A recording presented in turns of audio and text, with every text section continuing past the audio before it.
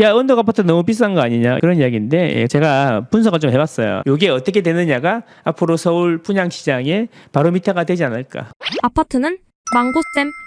클라베뉴 이야기죠. 상도 프루지오 클라베뉴. 자, 동작구 상도동에 공급되는 상도 프루지오 클라베뉴 분양가가 예상 가격보다 훨씬 높게 책정돼 수요자들 사이에 논란이 일고 있다. 주변 신축 시세와 비슷해 차익이 없고 후분양인 만큼 작은 부담이 비교적 커서 최근에 서울 청약 열기를 이을 수 있을지 기추가 주목된다. 이게 핵심이죠. 야, 가격도 비싸고 후분양이라서 돈도 많이 드는데 이거 되겠냐? 이런 이야기인 거죠. 예. 상도 프로지오 클라베뉴 전용 84 같은 경우에는 14억에 분양한다 이런 이야기죠. 보니까 발코니는 무상으로 확장해 준다고 하니까 어쨌든 14억 초반이겠죠. 초반으로 되겠다. 14억 육박하는 수준이다. 전용 5구는 10억이다. 10억. 아까 대전에 자이 아이파크가 84가 7억이었잖아요. 84가. 자, 그래서 대략 보면은 3,900에서 4천만 원 정도다라는 거죠. 평당. 딱 봐도 이 경사가 만만치 않네요. 이게 경사가 그죠? 제가 분석을 좀 해봤어요. 단지는 어떻고 분양가는 어떻고 입지는 어떻고 특징은 어떤지 오랜만에 한번 준비를 한번 해봤습니다. 상도동 주소가요. 동작구 상도동 산 65-74번지입니다. 주소에 산이 들어가 있네요. 산, 매산. 예, 그렇답니다. 청약은 다음 달 4, 5, 6일에 특별 공고부터 시작한다고 하니까 뭐 관심 있으신 분들은 한번 보시고요. 이제 입지를 한번 볼게요. 입지. 여기인데요. 여기 보면 국사봉 있고 이게 다 파란색이 뭐예요, 이게? 이 파란색이 다 산이잖아, 산. 위성지도 한번 볼게요. 보면 다 길들이 찌글찌글하죠. 예, 재개발이라는 이야기예요. 이 산 바로 밑에 있는 거예요. 대략 이렇게 생겼어요. 가보시면 이렇게 생겼어요. 요런 모양이었던 게 이제 이렇게 바뀌는 것 같아요. 이런 모양이었던 게. 경사가 보시면 경사가 어마어마합니다. 보십시오. 그죠? 어마어마하죠? 예. 그래서 놀랍게도 제가 어제 비 오는데 갔다 왔어요. 자, 보세요. 경사 올라가고 있는 거 보이시나요? 예. 놀랍게도 어제 다녀왔습니다. 자. 어마어마하지 않습니까, 경사가? 아까 그 집 보이시나요? 아까 사진으로 보여드린 집? 네. 그래요. 예. 주변을 보면은, 주변은 대략 이렇게 생겼어요. 예, 주변에 빌라촌들이죠. 비가 와가지고 물방울 껴있네요. 예, 이렇게 생겼다. 그리고 그 빌라촌 사이도 한번 가봤죠. 예, 가봤더니, 경사 보이시나요? 예. 여기는 재개발되기가 쉽지 않을 거예요. 그죠? 깔끔해갖고, 예, 신축도 많고 해가지고 안 될 것 같고. 그래서 원래는 이런 식의 동네가 아니었나. 예, 이런 식의 동네가 아니었나. 이런 생각이 들어요. 예, 그렇습니다. 산이란 걸 보여드리고 싶은데, 보세요.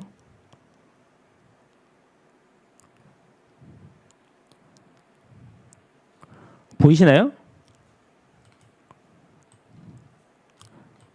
여기 산 보이시나요? 예, 그렇습니다. 경사가 어마어마해요. 예, 여기가 장승배기역이니까 여기까지 내려가야 되는 거죠. 마을버스가 아니면 쉽지 않겠죠, 그죠? 그래서 산동네다. 이게 원래 유명한데요, 산동네. 예, 여기 이제 상도동에 산동네들이 전부 다 아파트로 바뀌고 있다. 여기는 관악 드림타운이에요. 예, 봉천구에 있고 예, 국사봉을 중심으로 이쪽에는 상도동인데 보시면 이 길이 이게 제일 낮은 곳이고 길 주변이 다 산이다. 산 꼭대기다. 이런 이야기죠. 길찾기를 한번 해볼게요. 우리나라 3대 업무지구에 아주 빠르게 갈 수가 있다. 뭔 소리냐면 20분 만에 간다. 여의도역까지는 20분 만에 갑니다. 노량진역으로 해서 마을버스 타고 나가서 노량진역에서 여의도역까지 20분 만에 간다. 그러면 이제 강남역은 36분 만에 가요. 36분 만에 이렇게 내려가서 36분 만에 가고 우리나라 3대 업무지구를 다 보고 있는 거예요. 광화문 41분. 그러니까 여기니까 여의도, 광화문, 강남 이렇게 단시간에 갈 수 있다는 거예요. 역하고 역 사이가 아니라 역까지 내려가는 시간까지 다 고려했는데 문제는 이제 여기 마을버스 타고 내려가는 게 너무 쉽지 않다. 경사가 쉽지 않다. 이런 이야기예요. 그래서 저는 이런 생각이 드는 거죠.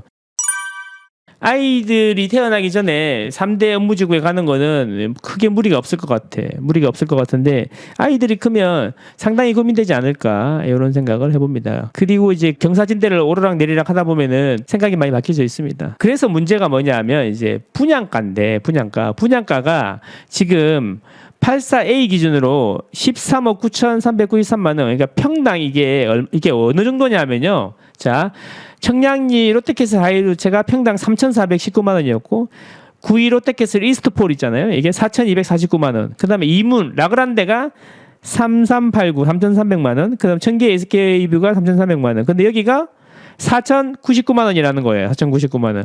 그러니까 라그란데하고 거의 700만 원 차이 나는, SKB하고도 700만 원 차이 나고 9위의 롯데캐슬이랑 거의 어깨를 나란히 하는 가격이다. 이제 이 가격이 둔촌주공이 13억이었다. 그런 이야기 또 생각해 보니까 야, 다시 보니 둔촌주공이 진짜 천사 같은 가격이었다. 이게 이 언덕배기 아파트가 14억이면 어떻게 되는 거냐 이런 이야기죠. 그러면 주변 시설 한번 보면 되잖아요. 자, 요게 이제 위계도라는 건데 제가 한번 그려봤어요. 그 근처에 아파트들을 이제 해봤는데 이게 빨간색으로 되어 있는 게 비싼 거고 약간 남색으로 되어 있는 게 싼 건데 이제 이쪽에 있는 거죠. 이쪽에 제일 비싼 데가 여기 레미안 트윈파크 올림픽대로 바로 옆에 있는 거죠. 요거 그 다음에 비싼 데가 상도 파크자이. 여기 주변에 아파트가 새 아파트가 있는데 상도 드샵은 2007년이란 말이에요. 요거랑 비교하기는 좀 그렇고 여기 롯데캐슬 파크L이라는 아파트가 있는데 요거랑 비교가 되지 않을까 싶어요. 파크L 같은 경우에 자, 시세 실거래가가 대략 13억 7천만 원, 14억. 파크L이라는 아파트 뒤에 여긴데 여기 산으로 올라갔다 내려가야 돼요.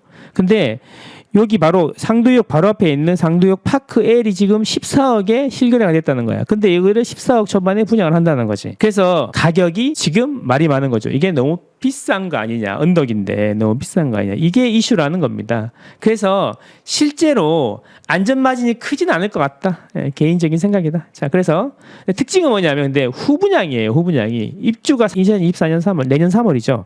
1년이 안 남았어요. 문제는 후분양이기 때문에 서울은 전매 제한이 1년이잖아. 그러니까 입주하기 전까지 팔지를 못해. 투자 수요가 들어오기는 힘들다라는 거지. 샀다가 전매 풀리고 팔고 이런 거는 힘들다는 거야.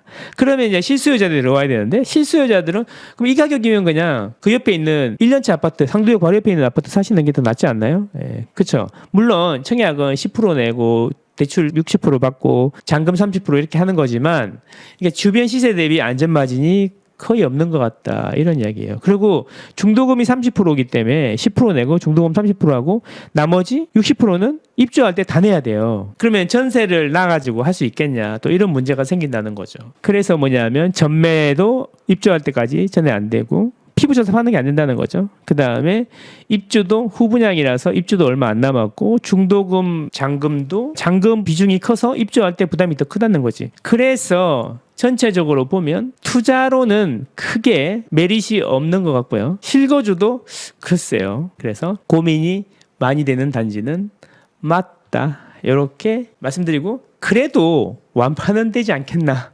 이런 생각이 드네요. 그래서 이게 높은 고분양가 단지고 주변 시세 대비 가격도 싸지 않고 금융 조건도 되게 불리한데 이게 어떻게 되느냐가 앞으로 서울 분양시장의 바로미터가 되지 않을까. 그런 의미에서 한번 지켜보는 거는 관전하는 재미가 쏠쏠하겠다. 이런 말씀입니다. 저는 여러분과 여러분 가족의 행복을 응원합니다. 안녕. 특강은 아래에